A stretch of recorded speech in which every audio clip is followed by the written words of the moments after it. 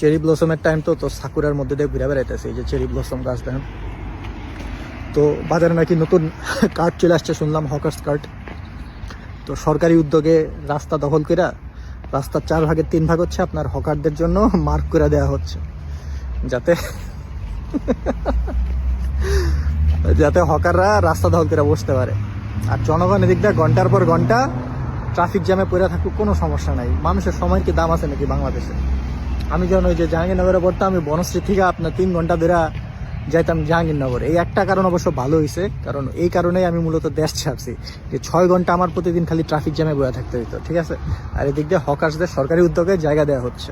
মানে কতগুলা বোকাচোদা বসে আছে চিন্তা করেন আমাদের দেশের মন্ত্রী পরিষদে, যে এরা একটা বিকল্প উপায় খুঁজে পায় নাই হকার্সদের কর্মসংস্থান করার, যে তাদের আপনার রাস্তার মাঝখানে দাগ দেওয়া বসাইতে হইতেছে।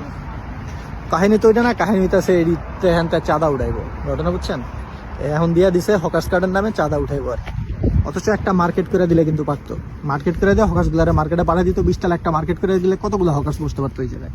কিন্তু না, তাদের তো চাঁদা তুলতে হবে রাস্তায় বসে।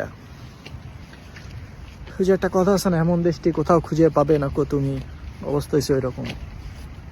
কি করবেন এটিরে।